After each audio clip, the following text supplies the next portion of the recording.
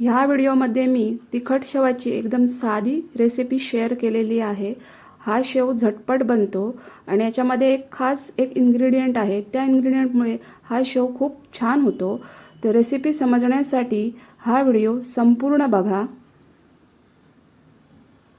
मी इथं 2 कप बेसन घेतलंय।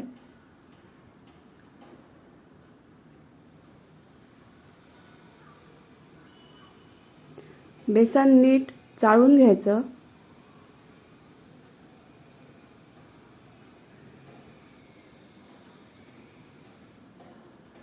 बेसन चाळून झाल्यावर मी याच्यामध्ये 2 चमचे ही लाल तिखट मिरची पावडर घातली आहे। ही माझी घरगुती आहे।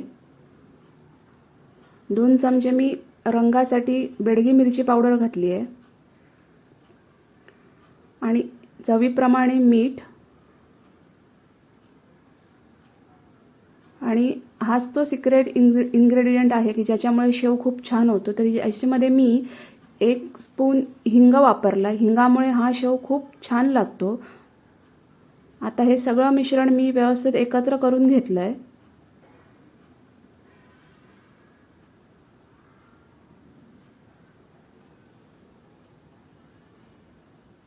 आता याच्यामध्ये मी थोडं पाणी घालून आता हे मिश्रण मी व्यवस्थित मळून घेणार आहे। इथं मी हाफ कप पाणी वापरलंय।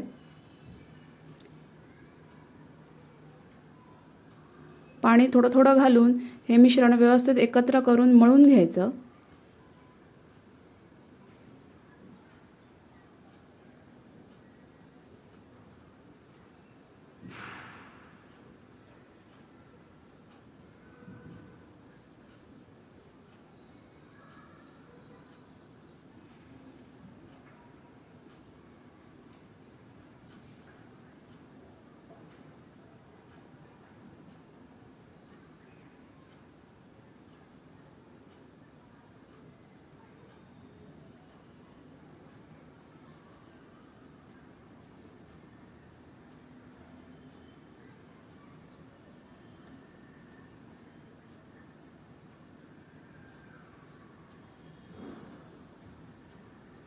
हे बघा माझं मिश्रण व्यवस्थित मळून झालंय, पण ते थोडं चिवट लागतं। त्याच्यामुळे थोडं तेल घालून हे मिश्रण पूर्णपणे सोडवून घ्यायचं आणि याचा एक गोळा बनवून घ्यायचा।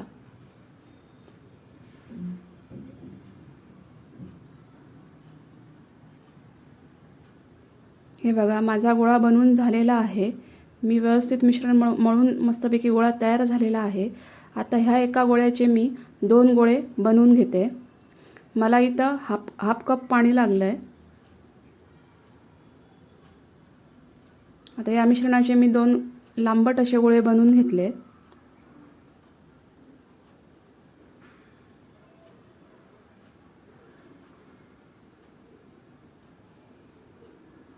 आता शेव पाडण्यासाठी मी हे चकलीचं भांडं वापरणार आहे।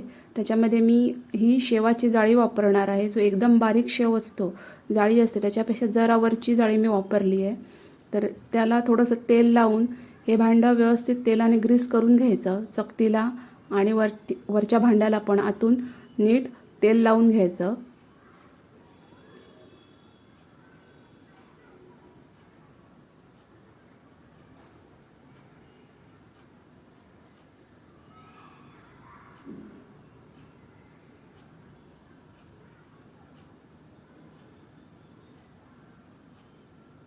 आणि पिठाचा एक गोळा मी त्याच्यामध्ये घालून हे भांडं मी बंद करून घेतलं।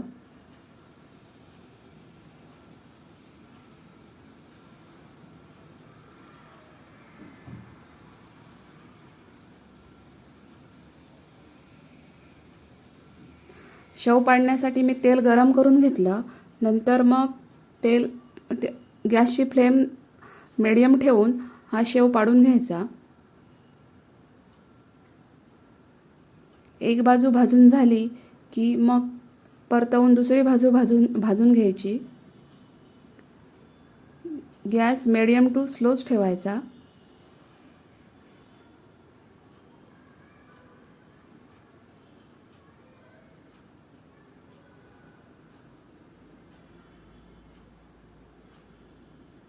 हे बघा परफेक्ट माझी शेव भाजून झाली आहे. मी आता काढून घेते आणि आता दुसरी बॅच भाजायला घालते. मस्तपैकी शेव पडली आहे आणि मी अशाच प्रकारे सगळी शेव भाजून घेतली आहे.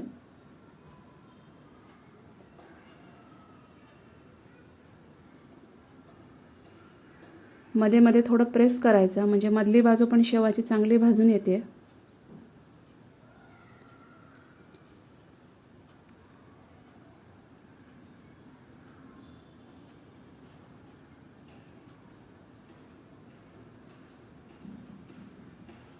चला, माझी शेव मस्तपैकी भाजून झाली आहे. खूप सुरेख दिसते आहे इथेच. आता मी याच्यामध्ये काय करणार आहे तर इथं मी अर्धा कप कढीपत्त्याची पानं घेतली आहेत. ते कढीपत्त्याची पानं नीट धुवून जरा उन्हात वाळवून घ्यायची, कोरडी करून घ्यायची आणि नंतर एका तव्यावर स्लो फ्लेमवर ही भाजून घ्यायची म्हणजे ती आपल्याला कुरकुरीत मिळतील. तर स्लो फ्लेमवर साधारणतः 1-2 मिनटं मी ही भाजून घेतली आहे.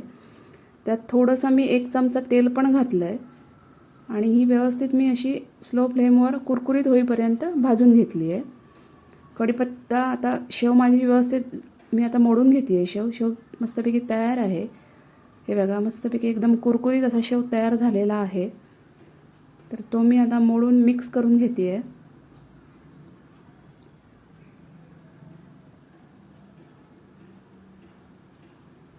आणि मगाशी जी पानं आपण ड्राय रोस्ट करून घेतली आहेत कढीपत्त्याची तर ती आतमध्ये घालायची आणि ती पण आतमध्ये मस्तपैकी चुरून घ्यायची. कढीपत्त्यांच्या पानांमुळे या शेवाला खूप चांगली टेस्ट येते. अप्रतिम आणि सुरेख टेस्टला हा शेव लागतो. तर पूर्णपणे ही कढीपत्त्याची पानं त्या शेवामध्ये चुरून घ्यायची आणि मग शेवामध्ये एकत्र करून घ्यायची.